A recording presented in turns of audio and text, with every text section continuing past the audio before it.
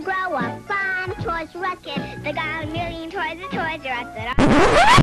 Sorry to break it to you, young lady, but not only will you grow up, but Toys R Us will file for bankruptcy. That's right. I went to one of the last remaining Toys R Us's. I did a full tour. Unfortunately, too much debt, too much online shopping drove the retailer to bankruptcy. And here I am, a full tour of what's still left inside. All right, so here's Toys R Us in the Bay Area. As of the June 13th, it was still open, and it's still, I would say 50% of the store still had stuff. I noticed that there was people restocking a lot of the shelves. And for example, the Recoil game or the Star Wars action figure and kit, like there's probably like 250 of those. There's certain toys where they just have a ton of extras of. And I think they got a ton more in the back, and they're just restocking them, like those skateboards. There's also this little RC car that like flips over and can do all these little things, and they just had a ton of them. As far as like categories, I noticed that the video game section was probably the most taken out of. Like there was no PlayStations, no Xboxes. There's just some games remaining and some very, very little accessories. The other thing is the infant aisle was totally empty as well. You're going to see in the video here. But as far as like girls and boys 3+, all their toys, they have a ton of them. Board games, action figures, all that stuff. I did notice though that certain action figures, like these Skylanders, they have a ton of them. Like those ones they have a lot of. But for example, like there was the Matrix or like some TV shows with action figures, and those were being bought up a lot by people I saw. So here's the board game section. I bought a bunch. I ended up buying a bunch of board games because board games are great. But like they have all the classics like Chutes and Ladders and Trouble and Pie in the Face, Eddie's Spaghetti, all this great stuff. This is the only retro gaming thing I saw. They had these little Atari joysticks with 10 games, but they were only on sale for like $13. And I was like, 10 Atari games and an Atari-looking controller, not necessarily worth the money. Now here you can actually see they're also selling all the displays as well. So everything from the shelves, like you can buy those shelves, to the actual display toys, that's all for sale. But as you're probably noticing, you know, if they do have an item, they typically have a lot of them. That's the majority of the stock, is certain items they still have a bunch of. Occasionally you can find some one-offs, but everyone else has, I think, you know, nitpicked a lot of what you can get here. Everything was at least 50% off. So here you can see, like, you know, this store, like I said, the store is about half empty still. There's definitely some section of the store that were just nothing. Nada. So here's the kind of the infant section I was telling you about that just didn't have a lot. I felt like this was probably the most, you know, desolate area. You have like neck pillows right there. You have bags. You know, in the stroller section over here, you get like one. There's like one or two. There's one type of stroller left. One car seat left. If you did want like scooters and trikes and little mobiles, there's a ton of those. You're gonna get back to them in a second. So you got some water bottles and some slippers. But I mean, who wants that? And then again, huge spaces of just emptiness. A lot of emptiness. And you can buy those shelves if you're so inclined to. What else we're gonna see here? I think we're just getting into some more games, and then we're gonna get into the Power Wheels. All the Power Wheels looked kind of janky to me. Like they looked like they had, you know, they were the store models, and they, you know, were very well used. But as I mentioned, like you can get like the little food cart right there. The little Razor scooters, they had a bunch of those. And then over here you had the Hot Wheels and like little like wannabe Razor things, but they're all off brands. They're not name brands, so it's not like super high quality stuff. But some of the manual powered ones look good. So while I go through this store, feel free to jump ahead. There is at the end what I tell you what I ended up getting.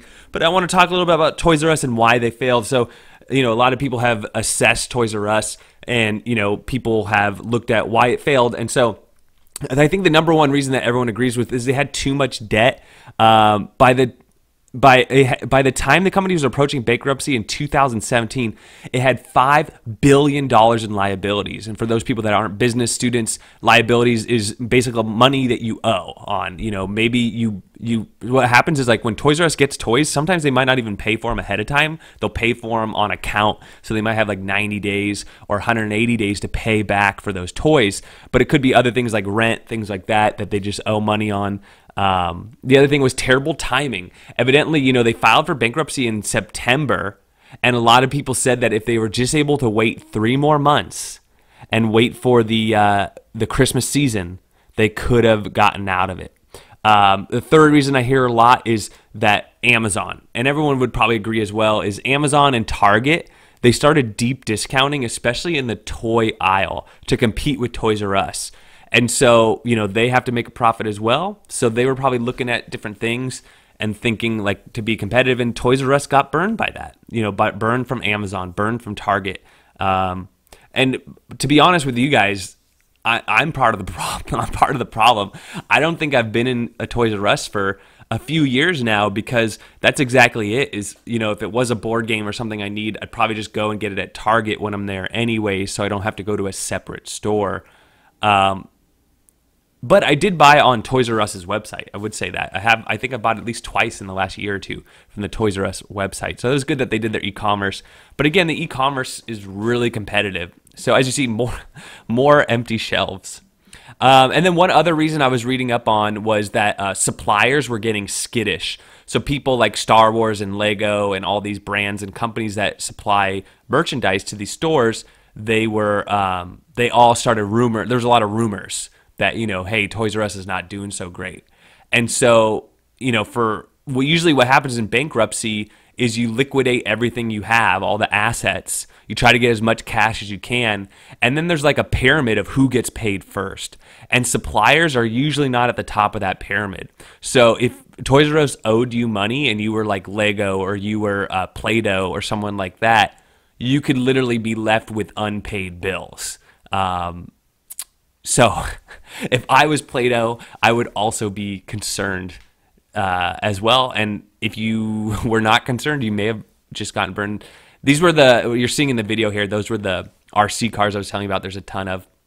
Now, I was just on a little smartphone here, so, sorry for any, I don't have a stabilizer or anything. I tried to get as much as I could without shaking too much, and I wanted to give you the tour of the whole store. So I didn't buy too much. I honestly don't need a lot of this stuff.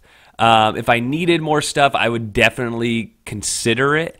I ended up spending about $60 something, and got some cool stuff. But if I was in the market for more stuff, there's still deals to be found. That's what I was trying to say, is that if there is a Toys R Us open near you, you may still be able to find some cool stuff. But everything is 50 to 70% off. Pretty crazy.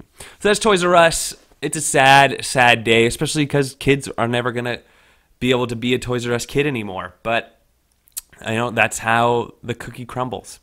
So with all that, this was Toys R Us. You can go and finish the tour here. I'm just going to play some music. And stick around to the end when you can see what I ended up hauling off.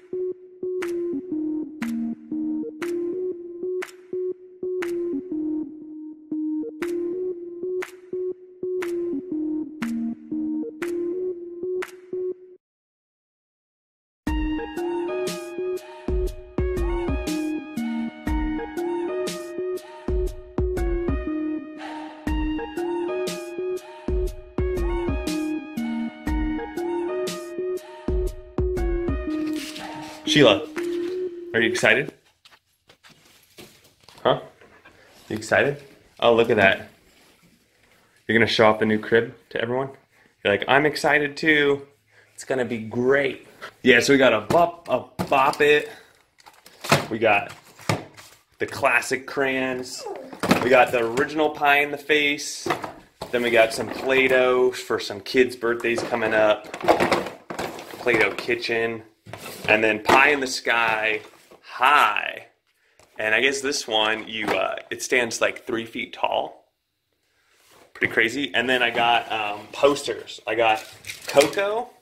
I really like the film Coco. I thought it was a great movie. Really cool. And I like that. Whenever I buy like artwork or something, I think about like what's the message that this shares. And so with Coco, I think it's awesome to always sing and always dance. You know, never be like dull, you know? And then number 2, Star Wars Rogue One. It just looks cool, and I like the whole idea of good versus evil. It's always a cool little thing.